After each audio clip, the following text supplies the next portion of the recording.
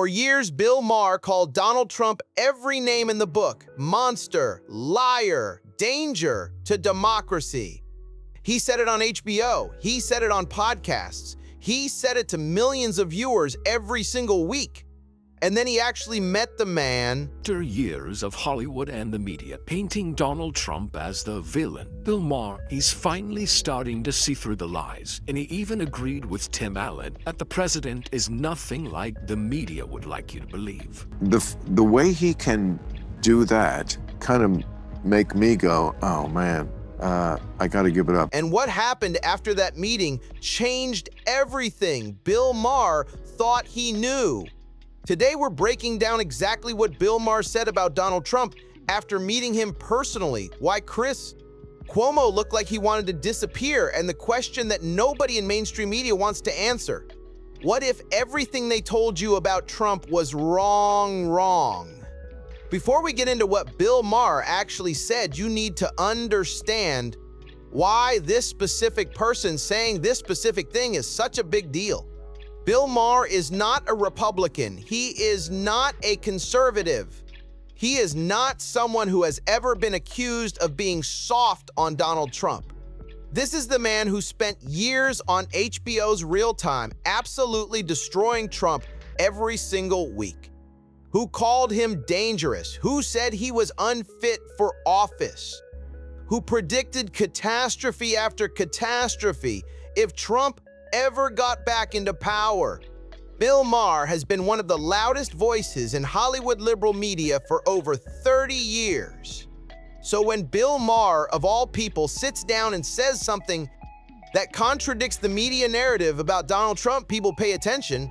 After years of Hollywood and the media painting Donald Trump as the villain, Bill Maher, he's finally starting to see through the lies. And he even agreed with Tim Allen that the president is nothing like the media would like you to believe. The way he can do that kind of make me go, oh man, I gotta give it up. And today, we're going to tell you all about it. So here we go. I met the dude at a dinner with his wife, who was genuinely a wonderful person. And he was more, this was, I think, the second to last year, the last year of The Apprentice.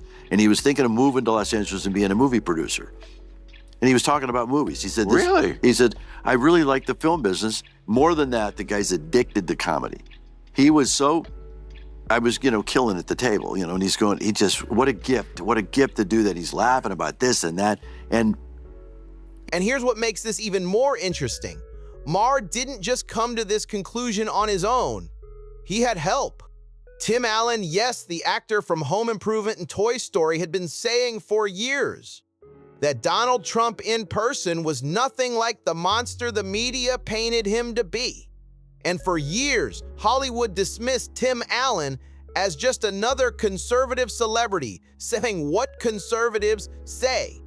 But now Bill Maher is saying the same thing, and that changes the conversation entirely. Because when it's just Tim Allen saying it, easy to dismiss, easy to write off. But when Bill Maher, the face of Hollywood liberalism, sits down and says, I met this man personally, and he is not what they told you he was, that's harder to ignore. So let's talk about what actually happened. Bill Maher met Donald Trump at a dinner. This was around the second to last season of The Apprentice, so we're talking about a very different time. Before the political wars, before the rallies, before everything that came after. And at this dinner, Maher says something that surprised him completely. And today, we're going to tell you all about it. So here we go. I met the dude at a dinner with his wife, who was genuinely a wonderful person. And he was more, this was, I think, the second to last year, the last year of The Apprentice. And he was thinking of moving to Los Angeles and being a movie producer. And he was talking about movies. He said, Really? He said, I really like the film business. More than that, the guy's addicted to comedy. He was so, I was, killing at the table, and he's going, what a gift to do that. He's laughing about this and that.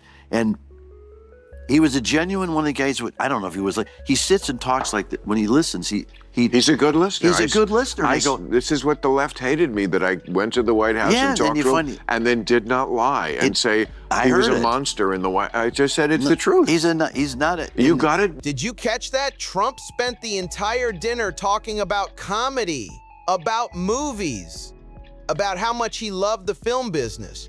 And according to Maher, he was killing at the table, making people laugh, being genuinely funny in a way that felt natural and unscripted.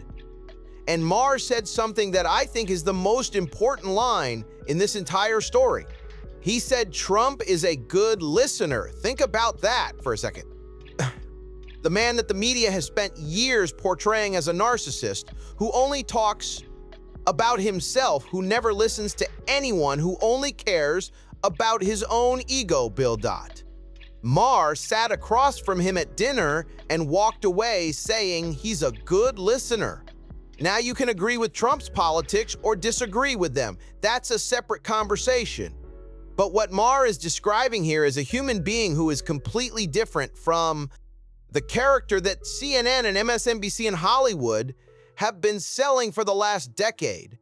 And that gap between the person and the character is exactly what this video is about. He was a genuine one of the guys. I don't know if he was like, he sits and talks like that. When he listens, he's a good listener. He's a good listener. I go, this is what the left hated me, that I went to the White House and talked to him and then did not lie and say he was a monster in the White House. I just said it's the truth. He's not a. You got to meet him. You got to deal with him on a personal level. And then you go, who is it? It reminds me, and I love Howard Stern. It's like Howard in person is a genuinely kind, wonderful guy, but he gets on the air and I don't know what. And Maher makes a point here that I think is really sharp. He says this is what the left hated him for, that he went to the White House, that he talked to Trump, and that he came back and didn't lie about it, didn't say he was a monster, just told the truth about what he experienced. Think about what that says about the environment we're in.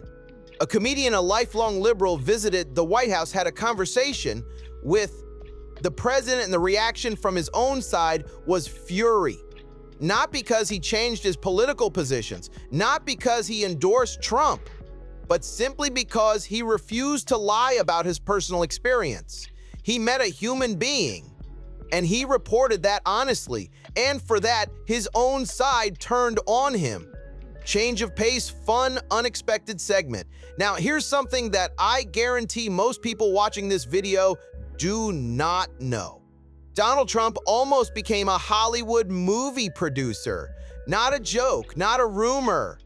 An actual real plan that made it all the way to the proposal stage. Trump World Studios would have been the largest film and TV studio in the nation. It would have been twice the size of Universal Studios Florida's theme park. The proposed location was Homestead, Florida, but the idea ran into more than a few obstacles. One of the biggest was the fact that the site had a very noisy neighbor, the Homestead Air Reserve Base. In one of the more amusing details from the story, Trump reportedly asked city officials, "Can you move the Air Force Base?" Which is pretty funny, because by that point he probably realized this project wasn't going anywhere. Trump World Studios, that was the name. It would have been the largest film and television studio in the entire country. Twice the size of Universal Studios Florida, located in Homestead, Florida. And it ran into one very specific problem. There was a military base next door, the Homestead Air Reserve Base. And according to reports, Trump's solution to this problem was to ask city officials, "Can you move the Air Force Base?" Oz let audience laugh. Now, look, that didn't work. Obviously, the Air Force Base did not move. Trump World Studios. But here's why this story matters in the context of what Bill Maher is saying.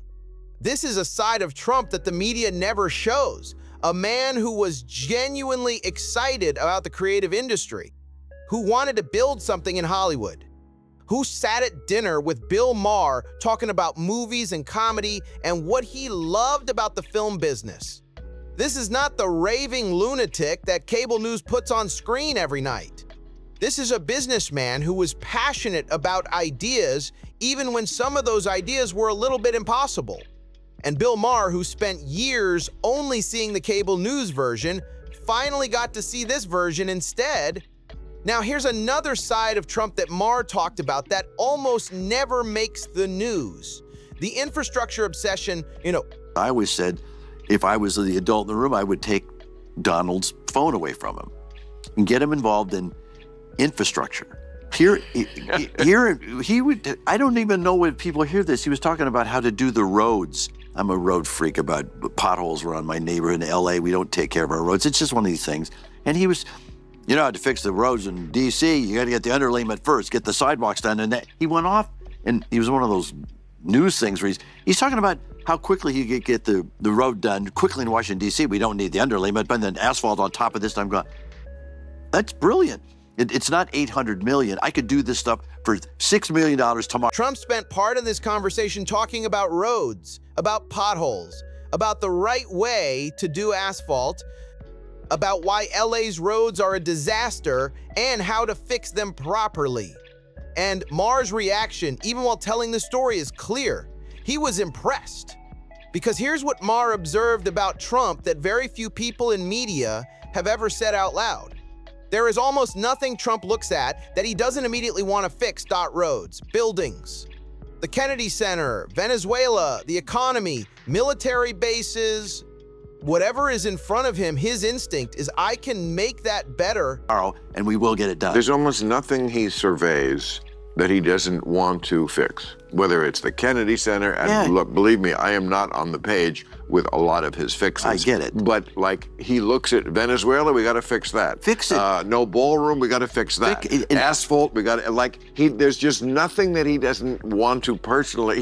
He does have enormous energy. You got to give him that. You definitely want that kind of mindset in a president because he's running the greatest country in the world. Just think about the job for a second. It's 24 hours a day, 7 days a week, and sometimes they have to wake up in the middle of the night because something's going sideways on the other side of the planet. You also want someone who, as Bill put it, likes fixing things, even to the smallest details, like restoring the Lincoln Memorial reflecting pool or bringing back historical monuments. Now, Maher is careful to say, I don't agree with all his fixes. Some of them I have real problems with, but the energy, the relentless need to look at something broken and want to repair it. Maher says you actually do want that in a president because the job is enormous. The job never stops. The problems never stop. And the person sitting in that chair needs to be someone who wakes up every morning and sees challenges as things to be solved, not problems to be managed. And whether you love Trump or hate him, Bill Maher sat across from this man and walked away saying, the energy is real. The drive is real. The obsession with fixing things is real. That's not the monster. That's not the cartoon villain. That's something much more complicated than the media ever lets you see. Now, here's where this story gets really interesting, because Bill Maher didn't just say these things in a vacuum. He said some of them on camera with Chris Cuomo sitting right across from him. And Chris Cuomo's reaction is something you just have to see. Bill once again pointed out positives from the current administration, and you could tell Chris Cuomo was getting increasingly uncomfortable with it. There's a couple of times when, look, I've been his biggest critic for good reason. And when he got reelected, I said, I'm not going to pre-hate anything. And then the first week I said, well, there's lots of things I hate because I do. Okay. There's some things I don't hate also, but the way he can do that and sometimes kind of make me go, oh man, I got to give it up. Like when he did that thing where the guy came in from the Taliban and he said, this is an aerial picture of your house. If during our withdrawal, one American is hurt, just know I know where you live. I was like, oh, can we just play the music now? Because Did you see Cuomo's face? Because Bill Maher admitted on camera that there was one moment involving President Trump that made him say, I have to give him some credit. During the negotiations, Trump reportedly told Taliban leaders, "We know exactly who we're dealing with," and even showed them an aerial image of a location connected to them. Bill Maher's response was, "That's a pretty tough move. That's impressive." Chris Cuomo, sitting right there, looked noticeably uncomfortable because this isn't how the conversation was expected to go. Usually, it's two people who disagree with Trump repeating the same criticisms, but Bill Maher broke that pattern. He said, "I still disagree with Trump on many issues, and there's still plenty to criticize." But acting as if every single thing he does is automatically wrong isn't balanced analysis. It's an emotional reaction. This is what happens when you stop getting all your information from mainstream media. Bill spent years buying into the version of Trump they constantly shoved our way. But after actually meeting the guy, he walked away with a very different impression. And credit where it's due, because a lot of people would never admit that they got something wrong. That doesn't mean he suddenly agrees with Trump on everything. He doesn't. And nobody is claiming Trump is perfect, but pretending there's absolutely nothing positive about him or the administration is where things start crossing into pure hysteria. But even this tiny amount of praise made Cuomo look like he was looking for any chance to steer the conversation elsewhere. And this is where Maher says something that I think is genuinely brave given who his audience is. He says this is what happens when you stop getting all your information from mainstream media. He spent years buying into the version of Trump that the media constantly pushed. And then he actually met the man and walked away with a completely different impression. And Maher says credit where it's due. A lot of people would never admit they got something wrong, but he's admitting it right there on camera, with Chris Cuomo trying not to look horrified sitting next to him. Now here's where the conversation went to a place that I think explains more about American politics than anything else I've heard in years. Bill Maher's theory about why Trump keeps winning, and it comes down to one word: daddy. The Democrats always say, message, message. Yeah, first of all, they did and they don't like it. Second of all, they don't give a shit. It's not about the message. Trump changes his message from day to day. Tariffs everywhere, tariffs nowhere. Those are policy Well, it doesn't decisions. matter. But they don't care about policy. His They message- don't understand it. His message is, I'm me, I'm strong, and I'm daddy. You know, they're on this daddy thing, you know, and people want a daddy. You know, Tucker Carlson, that whole thing, you've heard that thing about daddy came home and you need a spanking. I'm like, this is getting a little weird, Mrs. Robinson. It is crazy how Tucker went from the spanking speech to criticizing the administration at every turn, but that's really besides the point. Maher says Trump's message is not really about policy. It never has been. His message is 3 words: I'm me, I'm strong, and I'm daddy. And people across demographics, across political lines, respond to that on a level that has nothing to do with tax policy or trade agreements or healthcare plans. Because Maher's deeper point here is about human psychology, about what people are actually looking for in a leader. After 4 years of Joe Biden stumbling through speeches, after years of politicians who looked uncertain and tired and managed by handlers there, was a massive section of the American population that was looking for something else. They wanted someone who looked like they were in charge, you know, and could actually communicate a complete thought without stumbling through it. That got old after a time. And whether they were voting for Trump for the first time or a second time, many were simply looking for someone who looked like they were in charge. But you know what? That's what works, and that's what people respond to. They don't know the issues. They don't know the Yes, facts. I and agree. they have no interest in learning about them. They're like an animal. They're instinctive. Like, I smell fear, or I smell alpha. And they smell alpha. And Democrats have to come up with an alpha, and it's not Tim Walz. No, probably not. And it's not the other Tim who ran. Kaine? Tim Kaine. These are not alphas. And then Maher says something that Democrats are not going to like hearing. He says voters are, and I'm going to quote this directly, like an animal. They're instinctive. They smell fear or they smell alpha, and Trump smells like alpha, and Democrats need to find their own alpha. And it's not Tim Walz, and it's not any of the other candidates they've been running out there. Now, I want to push back slightly on the idea that voters are just animals responding to instinct. The commentator in this video makes a fair point that average Americans are actually much smarter than political elites give them credit for. That many people do their research, that many people look at multiple sources, but Maher's core point still stands. Leadership energy is real, confidence is real. The ability to walk into a room and make people feel like things are going to be okay, that is a real political skill. And it's one that Trump has, and most of his opponents simply don't. And Bill Maher, who disagrees with Trump on almost everything, is honest enough to admit that. Now, let's step back and look at the larger picture here. Because what Bill Maher is describing, this gap between the media's version of Trump and the actual human being, that gap has real consequences.